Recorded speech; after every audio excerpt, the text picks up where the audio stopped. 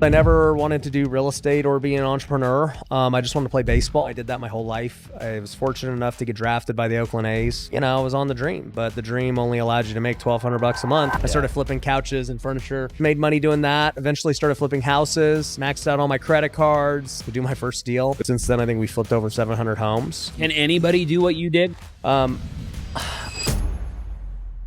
Welcome back to another episode of the Austin Zaback Show. Today we have somebody who doesn't need an introduction, somebody you've probably seen on TikTok, Instagram, YouTube, and every other social media platform out there.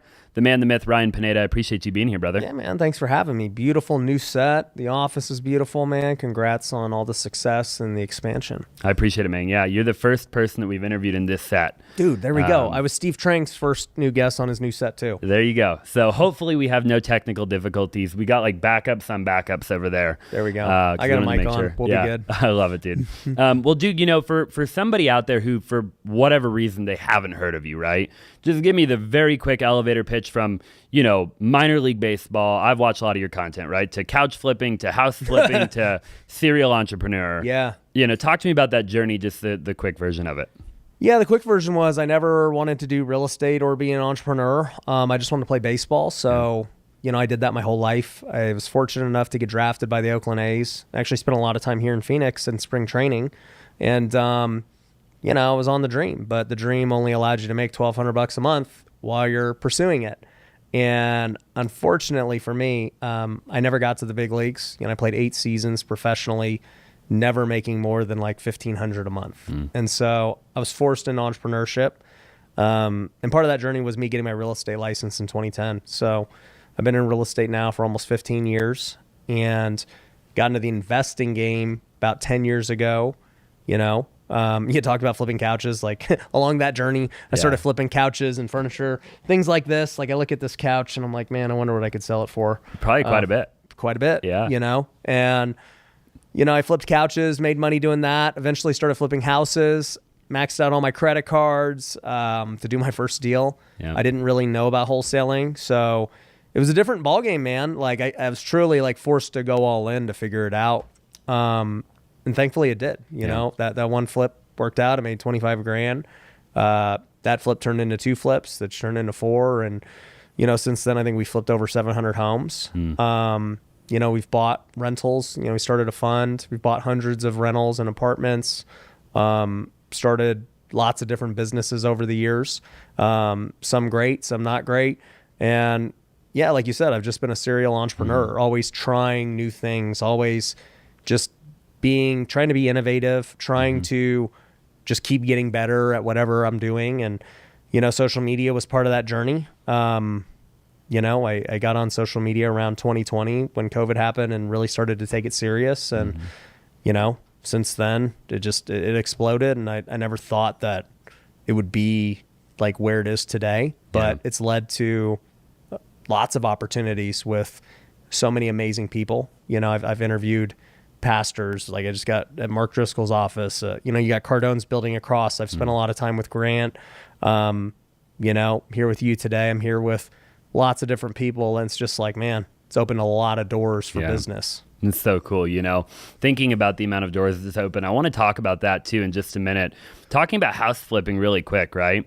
Not very many people have flipped 700 homes, you know, and I'm just curious on that subject. Like, how did you scale that? I mean, like, you know, I flipped probably 15 in 2024. Yeah. And I want to rip the hair out of my head. Yeah, that's a lot of work. And I'm not even managing it, right? Like I'm like going there to film content. Yeah. But then when I go, you know, so like how did you scale that to such a large level? I mean, you had to have been doing 40 or 50 a month at one point. Yeah. At the peak, I had 70 properties at once, you know, that were either bought and being renovated on the market, in escrow, whatever the case is. And so, you know, I mean, truthfully, I've kind of always been this way where I'm just like, yeah, whatever, you know, like it doesn't really faze me. I would have my friends tell me like, bro, do you not get nervous about all these hard money payments and like all this stuff? And I'm like, I don't know. Like, what's the worst that can happen? Like, it doesn't work. So what? Like, I've never been afraid of failure. And I think that that's been a strong suit because I just came up in the world of baseball where if you fail 7 out of 10 times, you're legit. And so I've never been scared of failure or risk. But, yeah, I mean, we have good teams, good systems. I got good at raising money. I got good at managing crews, and we did it. But I'll tell you, today we mainly focus on wholesaling today, and part of that was because of interest rates and everything back in 22 when they doubled. I had 50 flips going on, and it's just like, all right, what's about to happen here? Well, what's about to happen here is I'm about to lose a couple $1,000,000, and that's what happened. And thankfully I had, other sources of income and rentals and different things. And so we were able to sell them and get to the investors paid back. And I had to write checks, and that was painful, but it was a great learning experience. And it actually forced me to say, okay, at this point in my career, even though I've been like flipping the majority of properties we've ever put under contract, I would say up to that point, 80% plus of my deals I bought, I flipped. Yeah. But I said, you know what?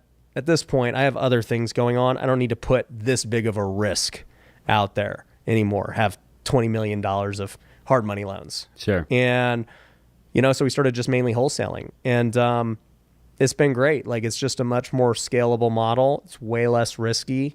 It allows me to really even get better at marketing, which has been kind of my strong suit. And yeah, right now we're just wholesaling mainly. Yeah. We'll buy deals still, but like it's not a priority. I want to talk about that more in just a minute. Before we do, real quick, I'm just curious, and you haven't been on a lot of podcasts, so hopefully I can ask questions that other people will like too.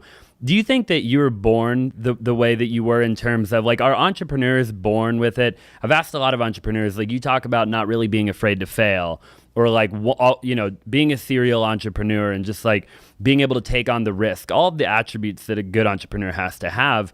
Is that something you're born with, or can it be developed over time, in your opinion? I think it's a mix of both, right? I think that there are people who are just born like not caring and just going full force.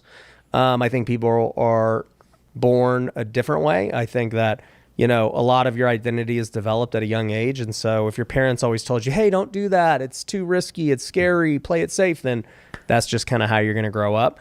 But it doesn't mean that you can't change. I think also a big part of why I am the way I am is just due to faith. I think that, just for me as a Christian, like the ending is already clear. So like whatever happens today is like such a small blip in the span of eternity that it's like, why am I tripping about this deal or this failure or what this person said? Like, I already know how the story ends. This is like just going to pass away here in the world of social media tomorrow. Yeah. Like the news cycle's tomorrow and it's already forgotten about, this failure is tomorrow. And then it's like, all right, what's next?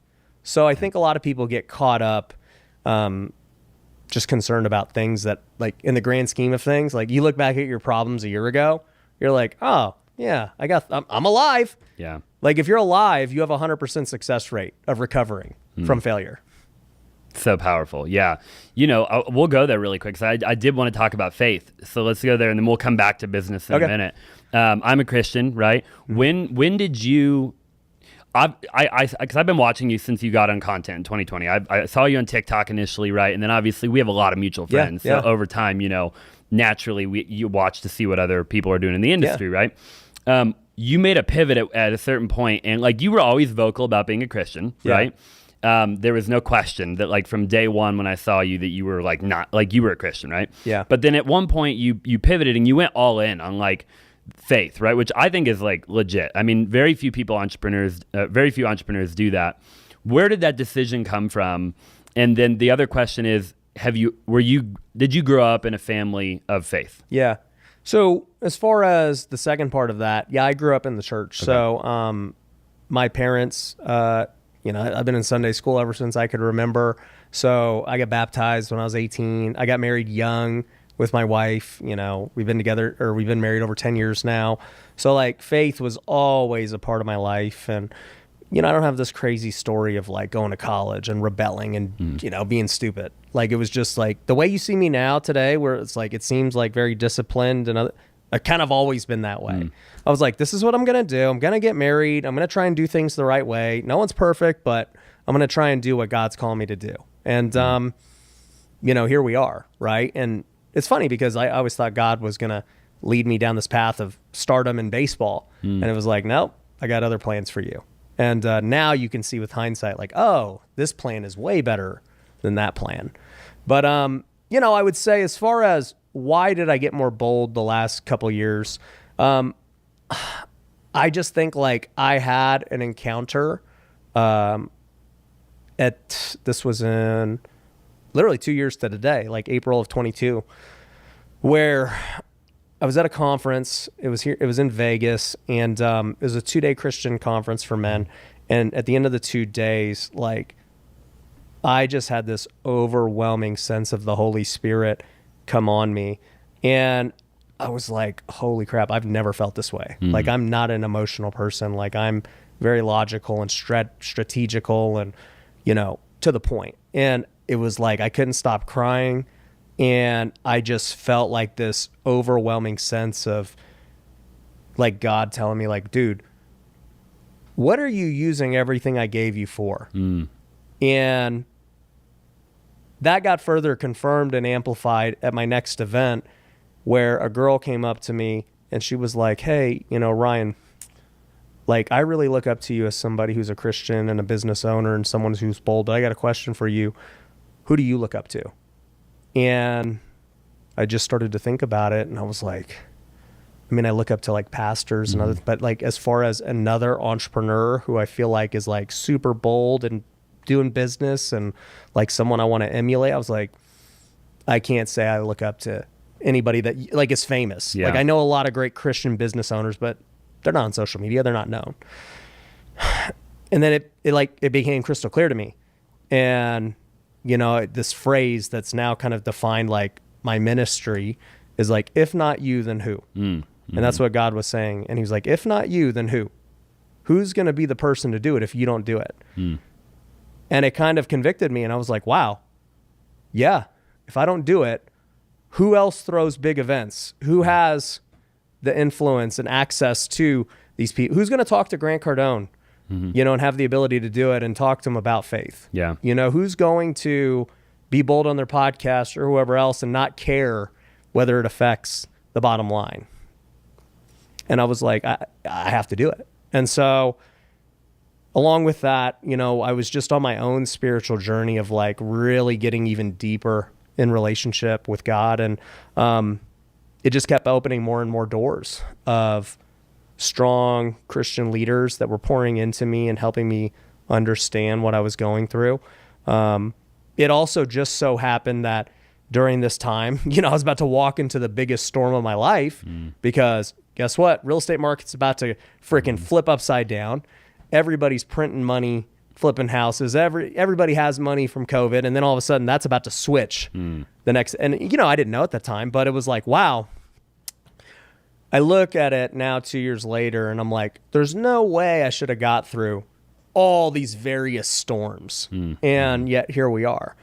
And it's like, if I didn't choose to go that path and be obedient, I know for a fact there's no way I could have gotten through all of them. Yeah. If you're tired of cold calling and you're looking for high quality seller leads delivered right to your inbox every single day, then look no further. Ryan Pineda just put together a company called Lead Kitchen, and all you got to do is click the link down in the description below, talk to Ryan and his team, and look at what they have going on. Okay, I'm telling you, this could change the industry. And I don't know about you, I've been wholesaling for over a decade now, and an inbound lead is always typically going to be significantly better than me trying to outbound cold call to get somebody to sell me their home. Okay, so again, click the link down below, talk to Ryan and his team, and see if Lead Kitchen can help you out. It's so powerful, dude. Why do you think more people don't speak up and be as bold as you? Because there are other Christian entrepreneurs that have big brands that you see kind of hide behind the curtain a little bit. I mean, they're not. Yeah. Is it they don't want to be judged? They don't want to get shadow banned on social media? Like what do you think the underlying thing is there? Well, I think that there's a lot of different issues at play. One is maybe their past, right? Nobody's perfect. My freaking track record ain't perfect. And so I think that a lot of people feel like, oh, well, if I start talking about God, but I did this. And it's like, well, dude, go read about the people in the Bible. These dudes were jacked up. Okay. Did you kill anybody? Did you sleep with his wife? Did you the best people of the Bible have done way worse things than a business failure or a broken relationship or whatever. Right. And so I think people are scared because of their past. And that's the whole point of why we have Jesus, is because our past doesn't define us. Yeah. Right. So I think that's one issue. I think a second issue is people have, and this is like the world of media, they have other factors at play that can kind of control them. You know, so it's like, I was just with Mark Driscoll and he was talking about this. He's like, yeah, I mean, corporations have like shareholders and other things that stop them from doing things, you know? Even churches have denominations where, you know, they're not necessarily in control of what the denomination wants to do, even if they may or may not agree with it. I recently had my Christian event. It was called the Kingdom Summit last week. We had almost 1,000 entrepreneurs there. It was an amazing event. One of my speakers, I won't say who, you know, I made a political post about, I don't even remember what it was about. It was about something stupid. But, you know, he was like, hey, dude, like, you can't really put that with the events. Like, I'm already having people reach out to me saying I should not do the event and, you know, all this stuff. And I was like, wow, like, even you can't say what you want. And you're like super big, you know? Yeah. So it's just like, it's one of these things where I think a lot of people have just different things going on around them that prevent them, that they're fearful about. And it's like, that's the beauty of being an entrepreneur. It's like, if you own the business, you could do whatever you want. Yeah. If you lose a client, you lose a client. Whoop-de-doo, you know? But if you literally like are employed by somebody who's oppressive, or, you know, you're afraid of getting shadow banned by YouTube or whatever, it's like, bro, who cares? Yeah. Yeah, I completely agree. No, I think that people need to, and I need to do a better job, you know, of speaking up. And I've tried to post a lot about it over the years, but nothing like you know. And I think I have felt that calling, you know, before in my life to like, hey, get louder about it. And I think for me, it was like I hadn't yet figured out the trajectory of what that looked like, right? Yeah. Like, what does it practically look like on a day-to-day basis for me to get louder about it? You know, like, you're throwing these big events and doing all of that, right? And but I love that. The last question I have on that, because I know people always get it confused in the Bible, right?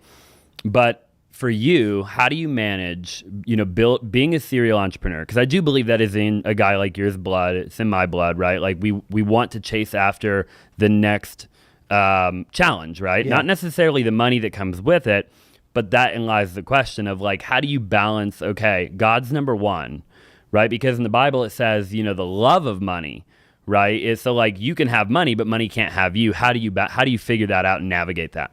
Yeah, that's a great question. So one, back to originally what you said, I would just say, man, as an encouragement to you, just stay with it and be bold and just do what your heart's calling you to do and just do it. And I think that's one of my things. It's like, if I can set an example for others and it allows others to feel empowered to be bold as well and to see like, oh, Ryan's still doing good, like it's all good, then great. So that would be an encouragement to you. I appreciate that.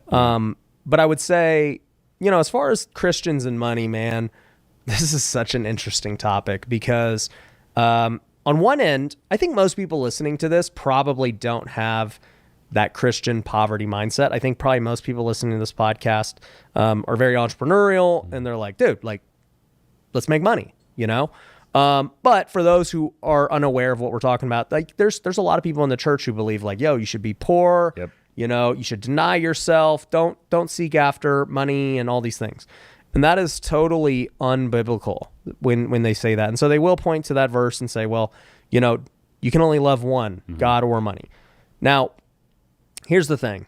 Let's like take a big step back. Let's go all the way to the Old Testament. Yep. In the Old Testament, it was clear that God like gave favor to all these people we see in the Old Testament, and many of them with wealth, right? And so you see like Joseph became, you know, the second in command of Egypt and was very wealthy and was able to help his brothers even after they tried to kill him.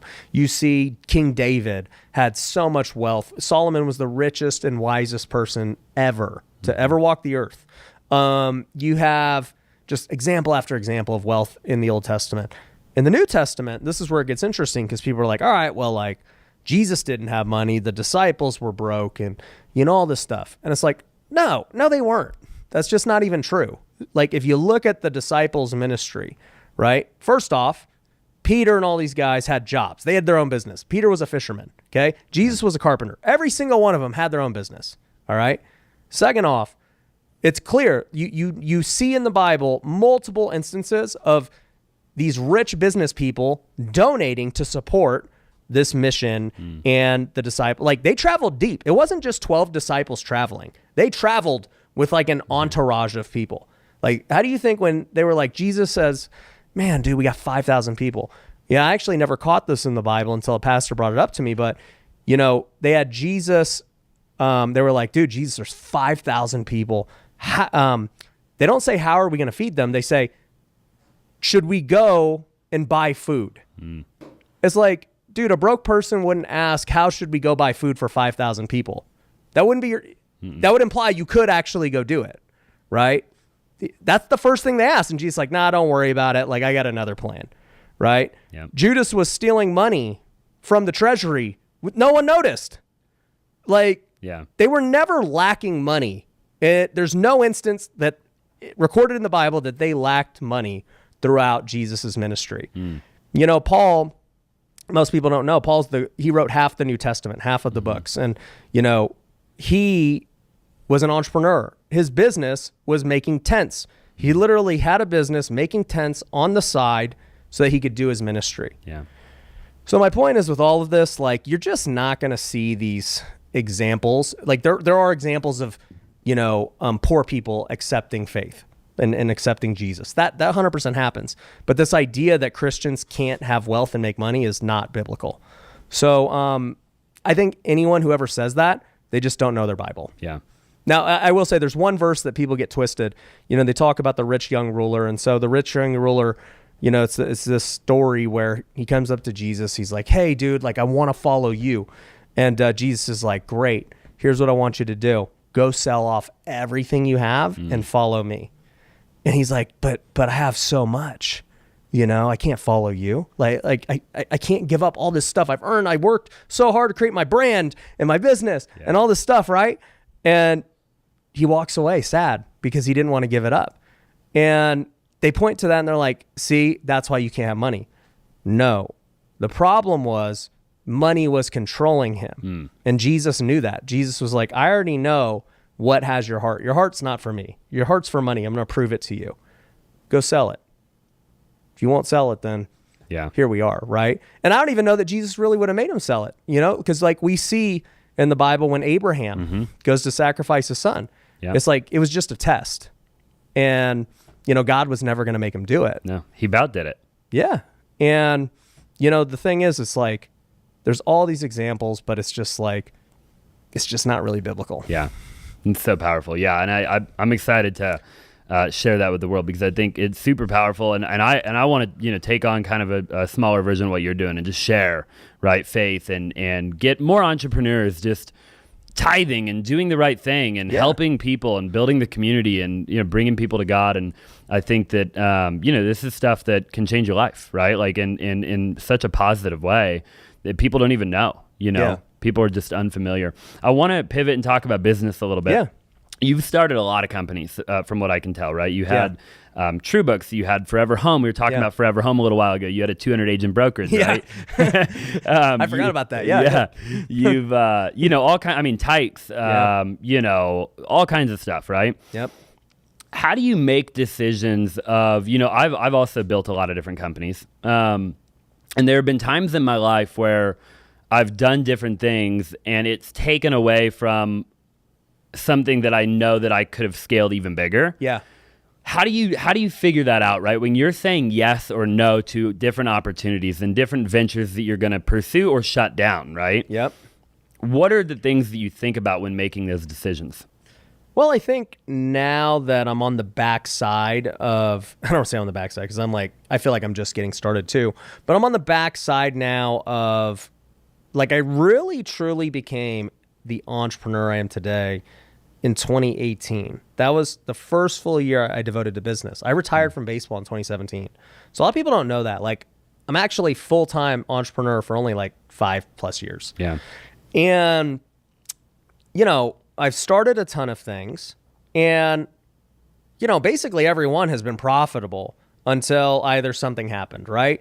Either that market didn't work out, maybe there was a flaw that I just didn't understand in the business and then it caused it to fail, or maybe something like Forever Home, which was profitable and fine, just no longer like aligned with what I wanted to do. Maybe something like TrueBooks. I actually sold TrueBooks. You know, you're going for an exit. And so you like, there's just so many things. And it's like, I've realized in business, nothing lasts forever. Like a business always has an end at some point. It's either going to fail, it's either no longer going to be worth your time, or you're going to sell it. Yeah. Like the amount of businesses that have been around 100 years is few and far between. So like, number one, I've learned that every business has some kind of ending at some point. Number two, I've learned that, yes, after all the years of doing this and starting lots of different things, it is better to go deep in a business than it is to start other things. And I've come to that conclusion from self-experience, but also from talking to enough really wealthy people. You know, you're just like, at some point you got to hear it from them and you got to experience it. Because if you listen to really wealthy people, they will always tell you that. They'll be like, yeah, dude, like go deep on this one thing. Nobody builds a $100 million company while also having all these side hustles. It's like always focus on the $100 million company. And so I have realized that over the years. I think what I personally did well was that I was willing to explore and try a lot of things, because I would rather try and do a bunch of stuff and fail or succeed and just learn like, yep, I definitely don't want to be an agent. I had 200 agents. Like, that ain't my business. All good. And then, you know, like, oh, dude, we've tried and we've thrown lots of massive events. Like I could tell you more about the industry, the event industry, than probably anyone in the entrepreneurial world. Grant Cardone would probably be the only one that could probably know more. Yeah. And I don't want to say that. There's lots of people, but at least at, I guess, this level that we're talking about with people we would know. And so I'm glad I've tried all these things, but now where I find myself is some advice I actually just got from Neil Patel. He was at my last WealthCon, and he told me this a year ago. And Neil, for those who don't know, is a digital marketing expert. And the reason I keep quoting him back is because it's really made an impact on the way I think. He told me a year ago, he goes, Ryan, if you just focused on real estate, you would make way more money. And he's like, look, there's lots of billionaire real estate people. Just do that. And he's like, I have been in the marketing space for 20 years, and that's all I've ever done. He's like, I'm a terrible real estate investor. And by the way, this guy has multiple $20 million plus homes. Yeah. This he's worth hundreds of millions. Maybe he might be a billionaire. He's not even 40 years old yet. And he's like, you just got to focus on the one thing, dude, and not get the shiny object. And as entrepreneurs, it's tough because we're like, dude, but I can also do this and I can do that. This is an opportunity and that's an opportunity. And so I didn't listen to him. And then a year later, right, I have more perspective, and he's on my show again. He's at WealthCon again. And I'm like, Neil, how's things going for you? He's like, oh, well, we bought this bit and that. And, you know, he's just continuing to freaking be worth hundreds of more millions. And we just got in this deep conversation. He was like, hey, Ryan, you know what I think you should do? You should just focus on real estate. I'm like, this is like deja vu. And he all of a sudden just made me realize that these were his words. He goes, but you have to understand, you can optimize for two things. You know, he's like, for me, I optimize for making money. So you could optimize for making money. And if you want to optimize for making money, focus on real estate. But if you have a different purpose you're optimizing for, then take what I said out the window. And he goes, what do you really care about? And he asked me this on my podcast. And I go, honestly, I really care about just bringing people to Jesus. And he goes, and in kind of a joking way, he goes, well, there's a lot of real estate people that need Jesus. And I was like, okay, like that also makes sense. But he was still like, look, at the end of the day, you would make more money if you talked about real estate. And he goes, but, and this is like where he keeps confusing me. He goes, but to be honest, I actually like your other content. And I go, that's the point, Neil. Like if I only did real estate, you and I would not be friends because you're not a real estate guy. You're a digital marketing guy. And now we're friends and I get to learn from you and you come at my events. And like, if I only did real estate content, we would not know each other. And he's like, that's true. And so there's still not a, there's not like a real answer, but I would say where I land today is that everything I do right now at this point in time has been consolidated into strictly real estate. Yep. We're wholesaling, we're flipping. We got that. We got education and events, mainly focused on real estate. And then we just started my lead generation company for real estate investors. And it's like, those are the core 3 business things that I'm doing. Obviously, we have media, but that's just marketing for everything else. Yeah. And then education, right? Yep, education, events, stuff like that. Which is real estate mostly. Yeah, Correct mostly me if I'm real wrong. estate. Yeah, mostly real estate. Yeah. Content. Yeah. Okay. Yeah. Talk to me a little bit about the education world. Because that's a whole world, right? We got into education about a year ago, right? Doing wholesale education. Yeah. I never wanted to do education. I actually was against it. I used to be business partners with Cody Sperber way back in the day, right? Oh, I didn't know that. And Okay. we were partners. I bought his Lamborghini and all that. There we go. Way back in the day, man. But I always had a bad taste in my mouth for education. I just saw behind the curtain way back in the day of a lot of people that weren't practicing what they were preaching. Like they were teaching outdated methodologies. They weren't actually doing it anymore, and they were making all their money in education. And this was like 2017, 18, 19, it was a while ago, right? And so I always told myself, I'm like, dude, I don't think I'm ever going to do it. And if I am going to do it, I want to get like 5,000 wholesale deals under my belt, right? To the point where it's just like indisputable that I know what I'm talking about, right? And so we finally did it. I've done probably 3,000 or 4,000 wholesale deals myself, in my team, in my career, because I've been wholesaling since 2014. Wow. And with education, right? What's your kind of main focus now? Because is it like teaching people how to flip? Is it going to be more teaching people how to wholesale? Where do you see that industry going? That is a good question. One thing I learned, and I just had this conversation with Steve Trang, is when you're doing education or any kind of consulting, you really want to niche within the niche. And for Steve, for example, I'm like, dude, you got to do real estate sales training. You cannot just be a generic sales trainer. It's too tough to stand out. When I first got on YouTube and when I started doing education, I said, hey, I just want to be the most known house flipper, not wholesaler, not multifamily, not Airbnb. Though I did all those things, I said, I want to be the most known house flipper. So let me make content about flipping houses specifically.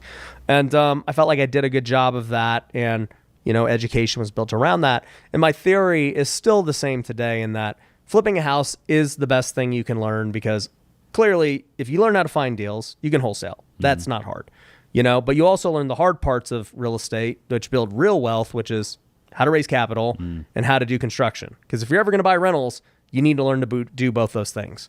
So my philosophy has always been learn to flip, because everything else you learn because of that. You'll keep rentals. You'll learn how to wholesale. All those things come as a byproduct. So I would say that that's still the core message, even though we have lots of people who only wholesale. Because it's all the same crap. Yeah. Nothing really changes on that front. Underwriting a deal is underwriting a deal. Yeah. Buying it right? And, estimating the repair costs. Yeah, and if you know what you need to buy it for as a flipper or as a buy and hold guy, then you're going to know what you need to sell it for as a wholesaler. Yeah, I always tell my team, every great flip is also a great wholesale. Inflation is crazy. Right now, $3 won't even get you a gallon of gas or a cup of coffee. But the good news is it'll get you my wholesaling blueprint and a trial to Wealthy University. You might be wondering, Ryan, what are those? Well, Wealthy University is our online community where you're going to be able to network with 6, 7, and 8-figure real estate investors and entrepreneurs. We have live calls every single week. You can come and ask me questions directly every single Tuesday, and you have access to all of our courses, all the recordings of WealthCon, and exclusive events. Along with that, you're also going to get our Wholesaler's Blueprint, which is going to give you all the scripts we use when we talk to sellers, all the contracts that we've used to lock up hundreds of deals,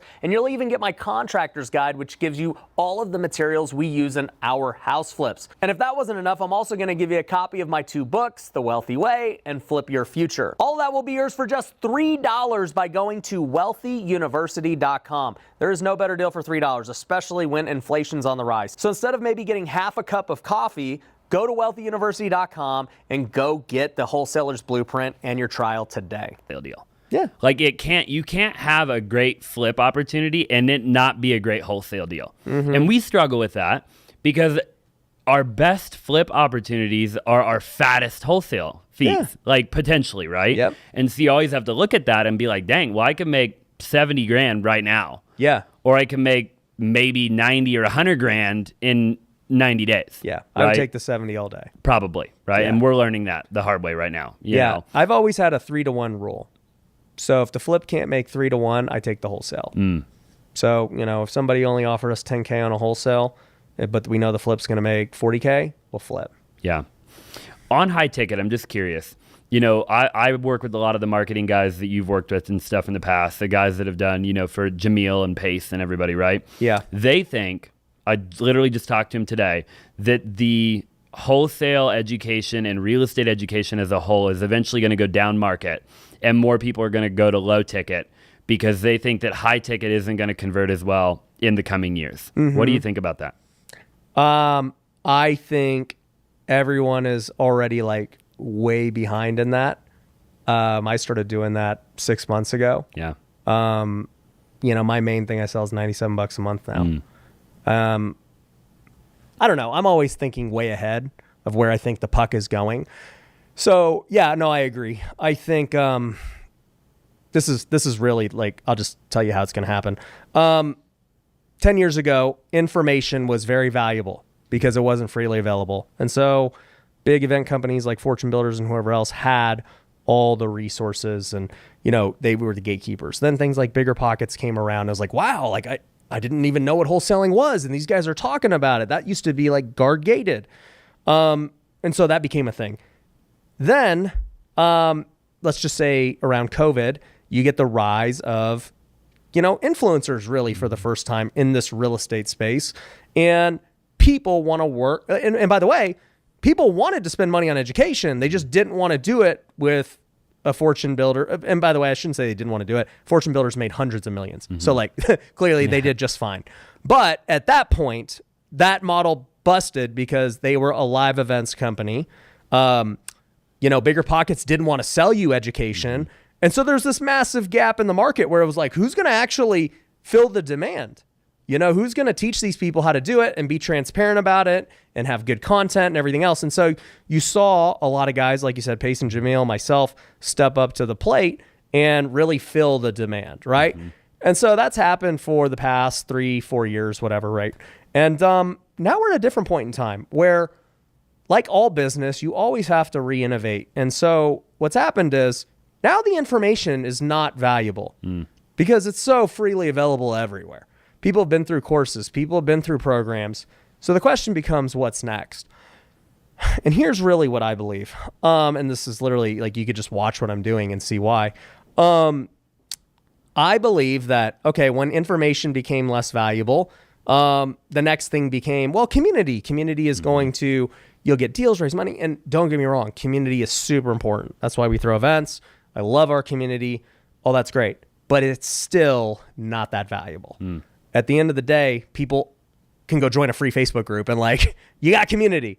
They can go to Meetup. Like, you got community. So just by the definition of what people are willing to pay for it, it's not that valuable because it's freely available with social media. So it becomes, what is actually valuable? And the only two things I think are valuable that will not become not valuable anytime soon are implementation and services. And so for me, I just decided, I was like, you know what? I'm going to just sell what I used to sell for 10 grand for 97 a month. And so now it's 97 a month and we're getting more and more people every single day at a recurring 97 a month. And so like, this has actually flipped the model in a few ways that's really interesting. One is you get to help more people. 2 is more people come into your world now. 3 is you actually build a business that's more predictable and more valuable because it's recurring revenue. 4 is if that on its own is really good, let's say I could build it to $1 million a month in recurring revenue, which I think I could. I mean, for one, like I said, all those things are now valuable. Yeah. Instead of selling 100 people or instead of selling, 1,000 people, 100 people at $10,000. It's 10,000 people. 10,000 people at $100. Now you have 10,000 people you're helping and who are now talking about how great your stuff is. But on top of that, now you have 10,000 people that may want to buy the other stuff you got. Yeah. And so now it's not like when you sold the $10,000 thing, that's the end of the transaction. They've already bought the thing. But when they buy the 100 thing, there's so many other things they can buy.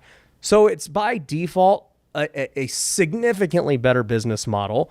The problem is it's really hard to do because you got to be a beast at funnels and marketing and self-liquidation and low ticket offers and all these things.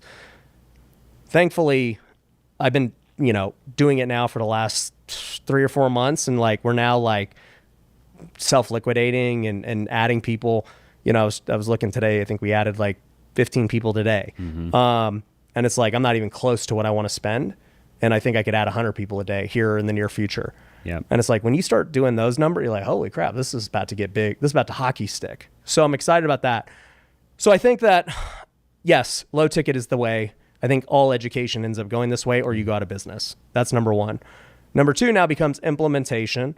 And so, yes, I think people will still buy 10,000, 25,000, all these things, but you're going to have to help them implement. You're going to have to, not you personally, but someone on your team is going to have to help handhold them one-on-one, get them going, set them up. Like done for you. White glove. Look, they're not going to close for you, but like you are going to have to do so much for them to get them going to be worth that much money.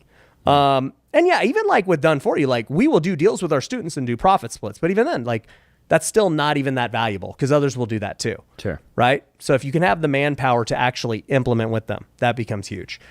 But then even the bigger opportunity is what I was telling you about before. We just started my newest venture. It's called Lead Kitchen.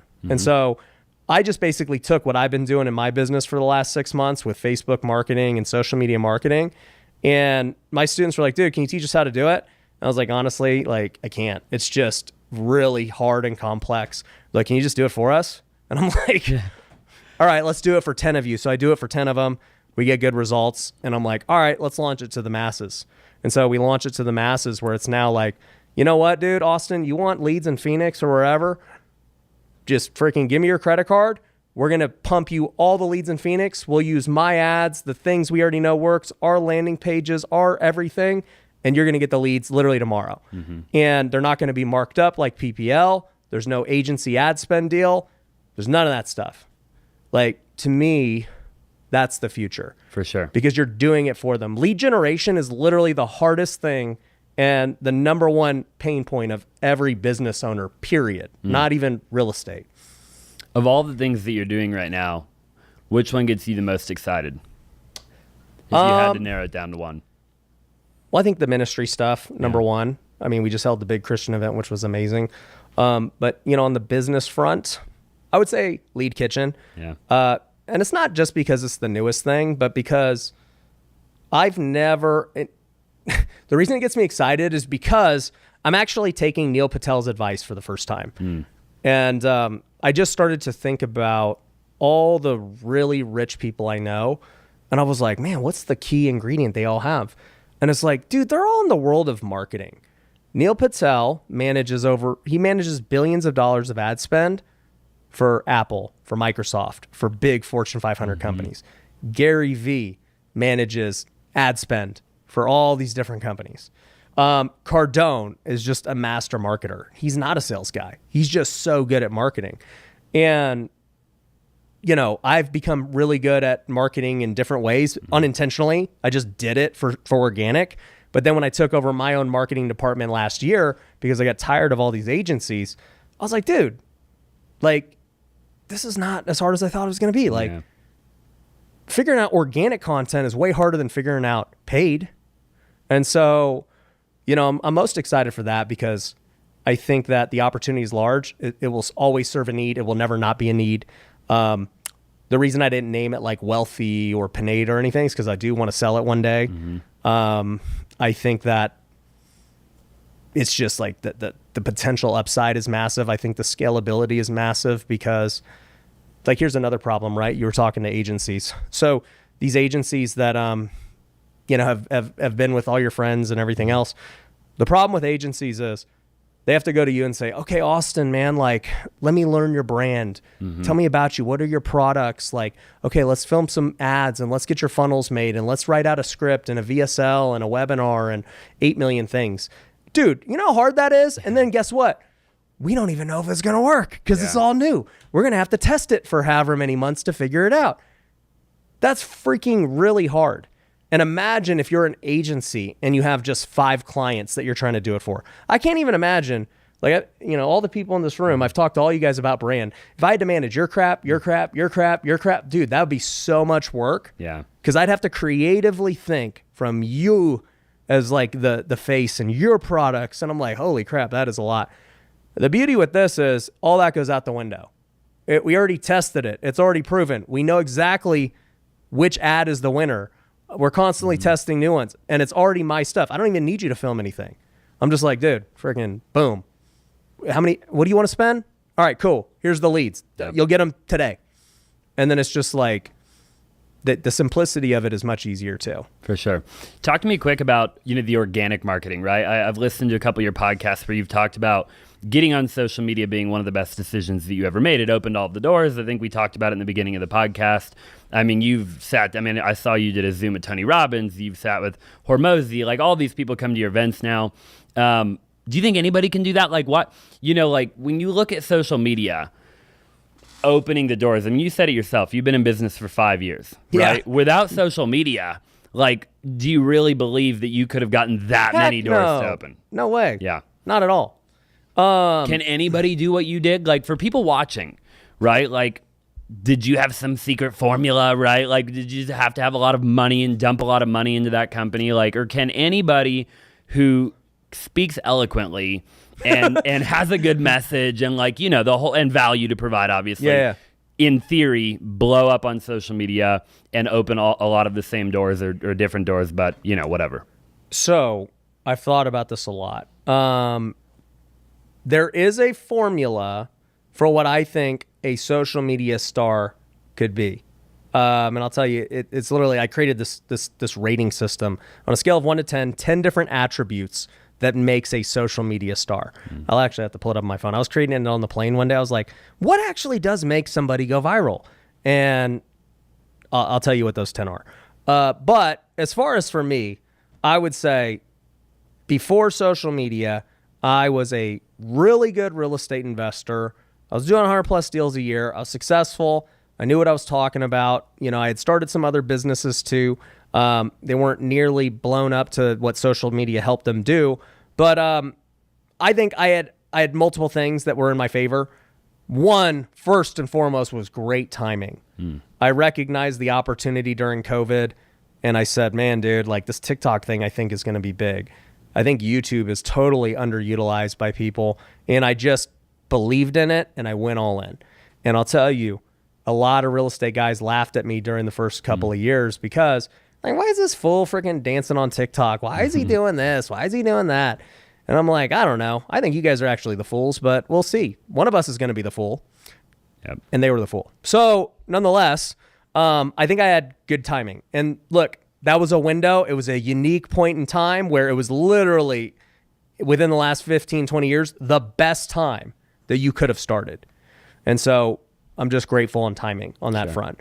But as far as what I think the 10 attributes are, I don't even know what I would have called this. 10 attributes to, yeah. I don't even remember what I called it, but I wrote it down. Finding it'll be hard, depending on how long you wrote it. I don't remember what it was. What were a couple of them? Let me give you a couple of them. So I said, okay, first off is your track record. Track record matters a lot. A lot of business guys are like, bro, should I get on social media? I'm like, why would anyone listen to you? You haven't done anything and you don't know anything. And they get offended.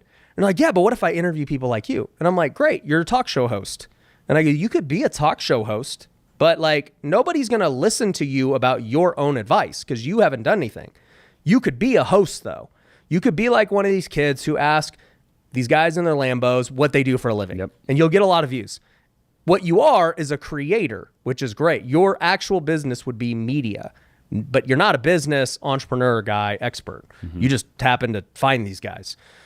So I think your track record first and foremost matters. And that's where most people can't do it because their track record sucks. Very few people have done cool things. So that's one. Two would be, how well you speak. That is definitely a factor. How well can you communicate with people? How are your words received? Can you speak with great tonality?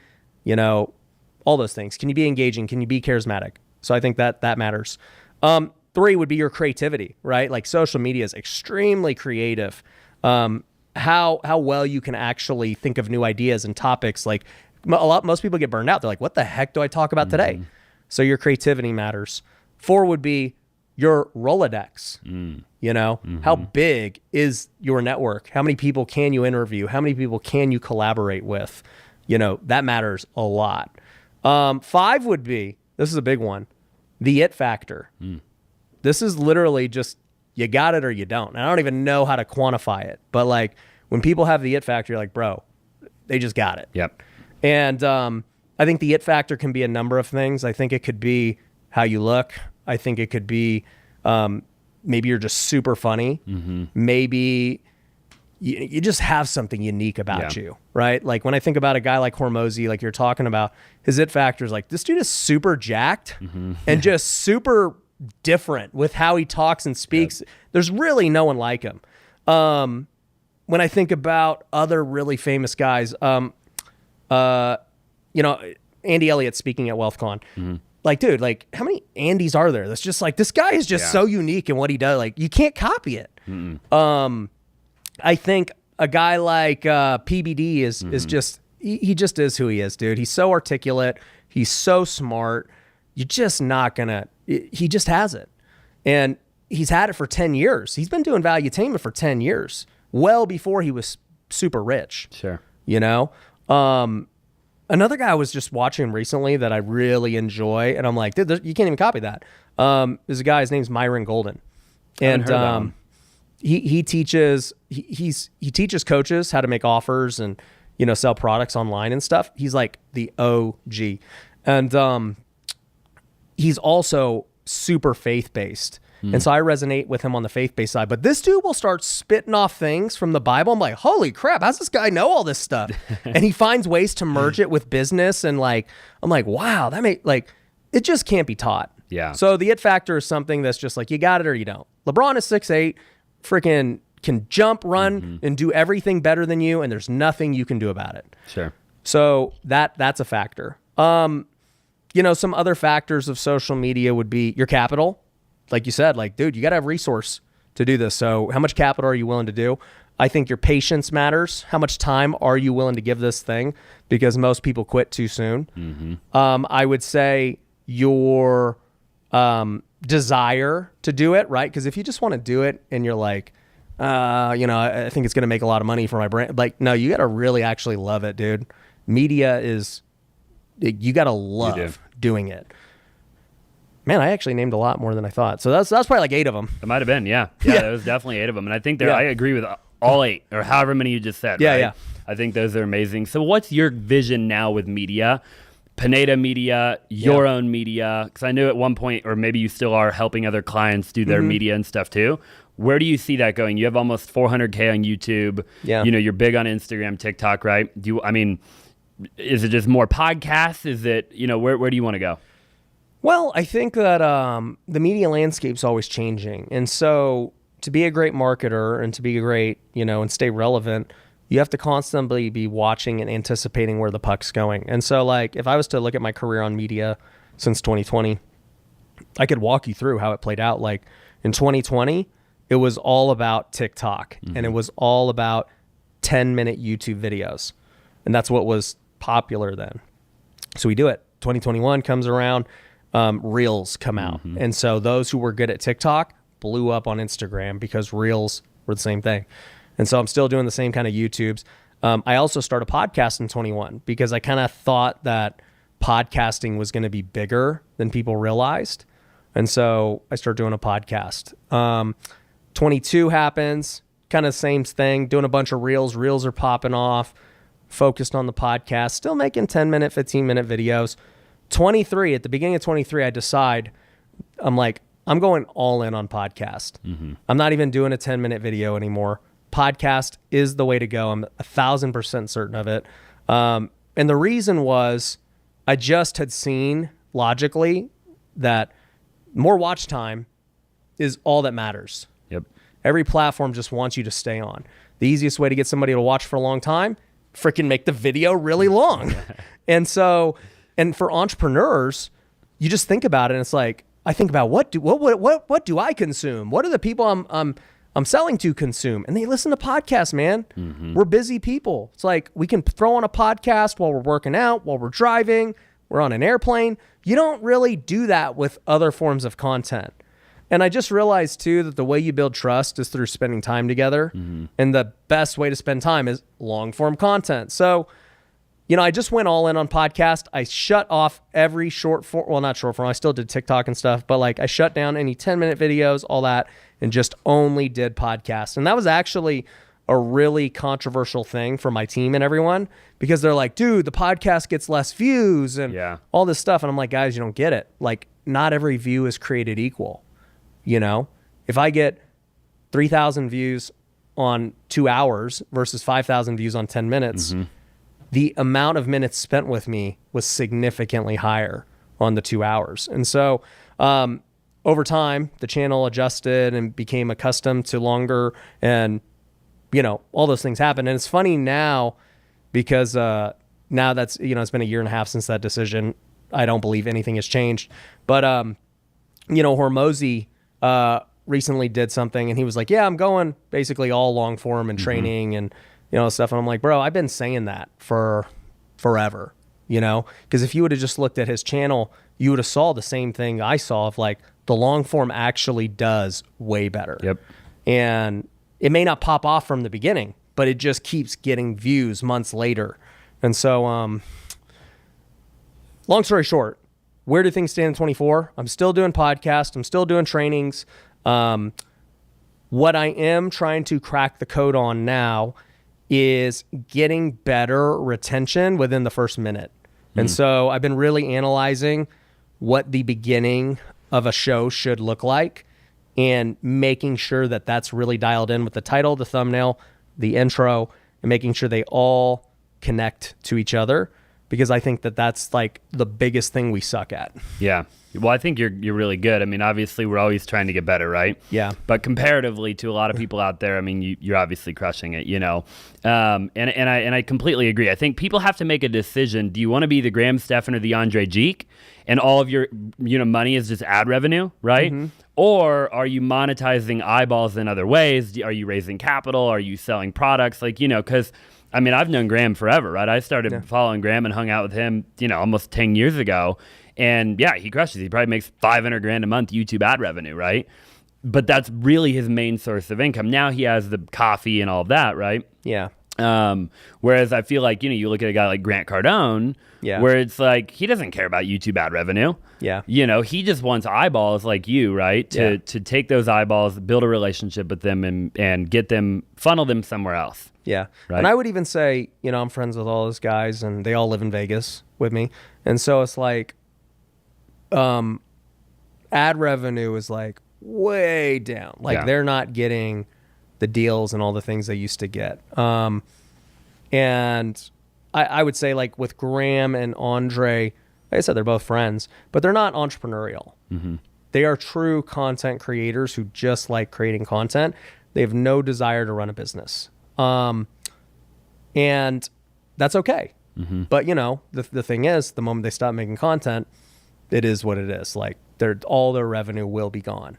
And so, they are pure. I would consider them to be like just like you would see any media personality on TV, they're like a Stephen A. Smith. They're like a whatever. Right. And it's just like, they're just a media personality. Sure. Yeah. Well, I don't want to keep you too much longer. So just a couple more questions here. One thing controversial that I've heard you say that I've seen a lot of, people talk about is that the amount of time and the times that you work, and then the other times that you give with family and golf and faith and all of that, right? Yeah. Like I've seen pieces of content that you've made where it's like, hey, I golf every week, right? Yeah. On like Friday, I believe it is. Yeah. Correct me if I'm Today wrong. on Tuesday. Yeah, today on Tuesday. Yep. Right? You get to the office at 9 or 10. You're not there at 5 a.m. like grinding it out anymore, right? Talk to me about that. What does an average day look like for Ryan Pineda, and how are you able to pull that off where so many other entrepreneurs don't believe that they can? Is every other entrepreneur just stuck in too many mundane meetings that they shouldn't be in? Like, how are you able to figure it out? I think that's part of it, the second half. Typical day, just to give reference, I wake up at 5:30 pretty much every day. My kids freaking now wake up with me. My 10-month-old, my daughter, they all wake up early too. And so they all just hang out while I do my morning routine. And so, I spend an hour in the Word, praying, reading my Bible, memorizing scripture, journaling. I do all that. Then spend an hour working out, go get a shower, get ready for the day.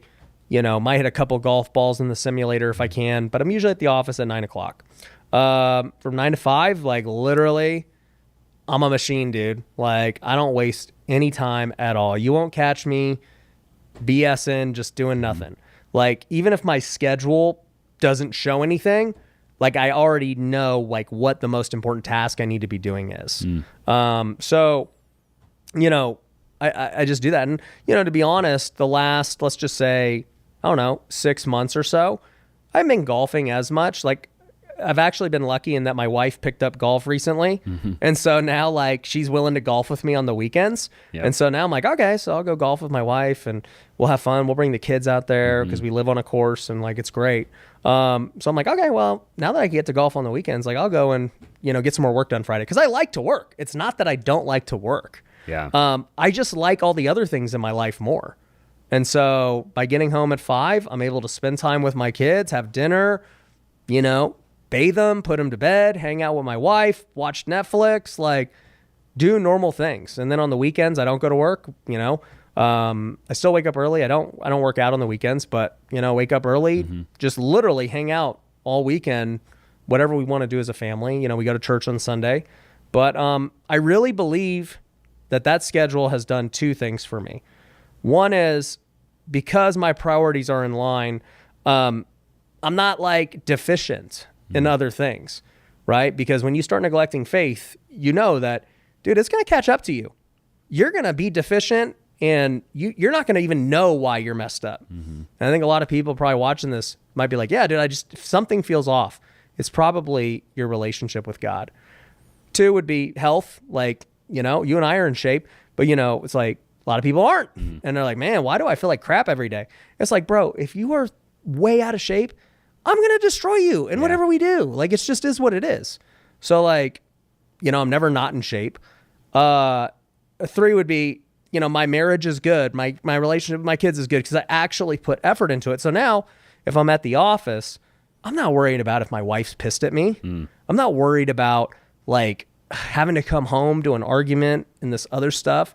Don't get me, like, we're not perfect by any means, but like I have 10% of the problems that maybe other couples have because of the intentionality behind the schedule. And so you start thinking about that and it's like, okay, if I don't have any of those bottlenecks that others have and we work 8 hours together each, like hour for hour, there's just no way you're going to like be as efficient if you got bad health, if you got bad faith, if you're thinking about your wife and the problems going on. Like it's just, you're not going to be as good. And so I think that schedule allows me to work with pure efficiency, 100%, and that. But I think the second thing it does is it forces me to be a better business owner because by placing limitations on myself, Craig Rochelle, he's a pastor out in Oklahoma. He actually said something really insightful I never heard before. He goes, hey, limitation is the birth of innovation. And it's true because if you had all the money in the world, all the time in the world, you wouldn't innovate and to figure out what's the best way to do something. You'd be like, oh yeah, I mean like, oh, we got all day to do this, then give me all day and I'll do it. Oh, we got all the money, like freaking buy this and this and this and who cares? But if you have a limitation, time-wise, financial-wise, everything else, you are forced to innovate to come up with a solution or else it's not going to happen. And so I've realized that if I limit myself to this schedule, this time and everything else, but my goals are still this, I have to innovate and do things differently. And if I don't, it won't happen because I have 2 choices, either work more in order to reach my goal or innovate or don't hit my goal. So those are the only 3 choices. And so I choose to figure out how do I innovate within this confines and get the result I want. In order to do that, you have to have an incredible team too, I would imagine. 1,000%. Innovation comes from team, new ideas, new offers, everything. So there, when you're not there, you have a team, you can rely on your team, your partners to be making it happen. Yeah. I'm here today with you guys in Phoenix. I'm about to go golf, but man, I was looking on the phone. They still got some deals. Yep. They're still freaking making sales. They're, the content's still going out. Yeah, for sure. Well, I won't keep you any longer. I know you got to go golf. I could sit here with you for a couple of hours, by the way. Yeah. So we'll do it again eventually. Yeah. For sure, now that we're connected. The last thing I'll ask you is just, if you were talking to the whole world right now, the whole world could hear you. One thing you've learned in your life, one thing that you believe that if everybody on the planet could implement that thing, or you would want them to hear that thing, what would that thing be? They need Jesus. I mean, that's the thing. Like, Yeah. like it sounds, I don't want to say it sounds dumb. It sounds like simple. It's like, oh, well, of course he's going to say it. No, but I'm like, no, I'm dead serious that people don't realize, if they don't have faith, what they are missing out on. It'd be like when you first start, and this is like a very bad example, but before you knew what wholesaling was, like, you're like, man, dude, how am I going to make money and all that? And then you like learn how simple wholesaling, you're like, it's really that easy. Like, you just get a contract and you find a buyer and like you can make money, and you're like, yeah, it's that easy. And you're like, I don't believe it. Like, there's what else is the catch? And you're like, no, seriously, it's like, just do that. And that's really what faith is. It's like, dude, if I told you that all the depression, the anxiety, and everything that you're going through could be gone with just faith. If I told you that, your marriage could be healed, that anything could be restored with just faith, like, it's hard to believe, but it's true. And it's really that simple. And it's like, dude, for anyone watching this, I've just seen too many things in my life now to know that, like, yeah, I could give you, hey, work harder and get more efficient and whatever. But it's like, bro, that's like doing a disservice to everyone listening. Like, it's truly, if you have Jesus, everything else takes care of itself. If somebody watching wants to come to your next faith conference that you're doing, or they want to join a Bible study of yours, who do they reach out to? Yeah. Go to wealthykingdom.com. Everything we do there is free. It's all nonprofit. You can get plugged into a Bible study with other entrepreneurs. You do not have to be a believer. You can just hang out with cool people in your area, get to understand, get around people who are trying to, grow in faith, who are trying to build a business and everything else. I love it. I appreciate you being on the show, man. We'll do it again for sure next time. Yep. Yeah. Thank you, man. Okay, thank you. Hey, if you're still watching, do me a huge favor. Go check out all of Ryan's information down below. Appreciate you watching, and we'll see you in the next one.